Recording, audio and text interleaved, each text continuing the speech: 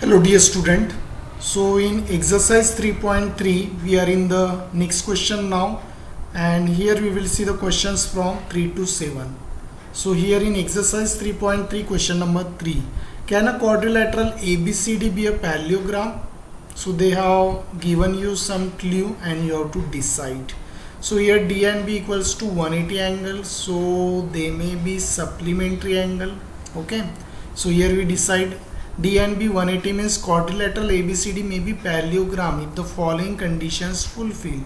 The sum of the adjacent angle then should be 180 and opposite angle should also be same. For example, if you see the diagram, so they are telling D and B is 180, so this is D and B.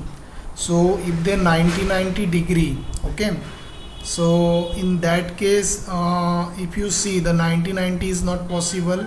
If you take one more here diagram, like here we draw the rectangle, suppose, okay, it is not exactly rectangle, you have to just assume this is suppose rectangle.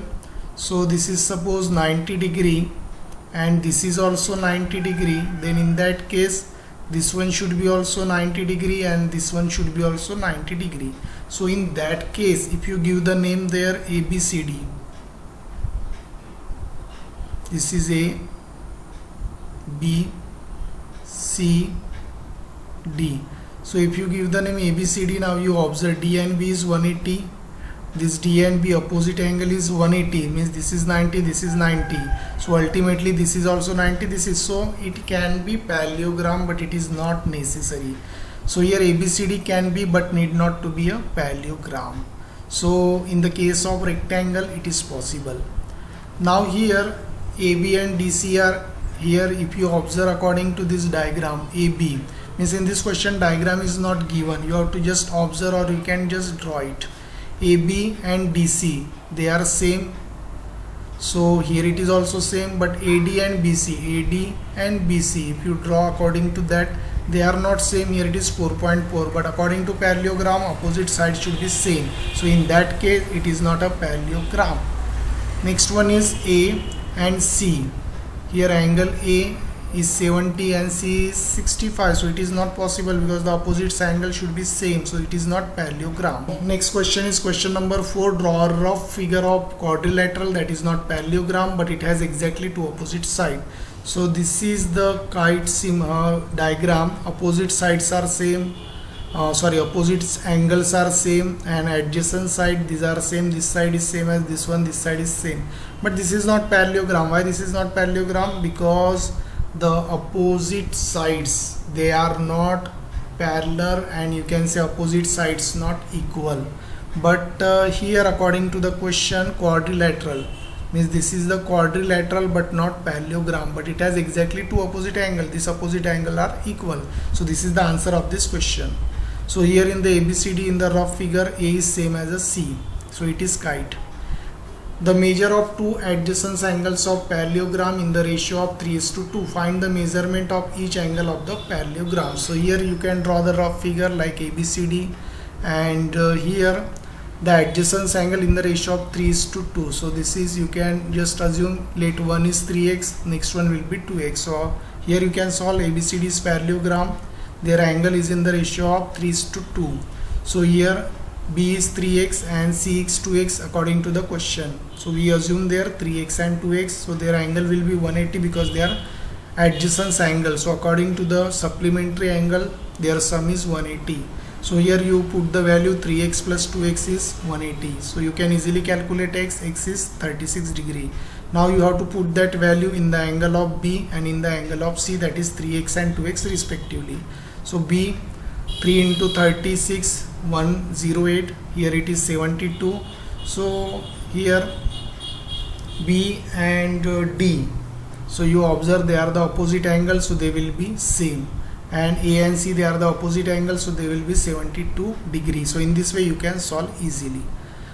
Now here so the final answer will be like this. And next question. So here in the next question, the parallelogram means the adjacent angles of parallelogram are same. Find the measurement of each of the angle of parallelogram.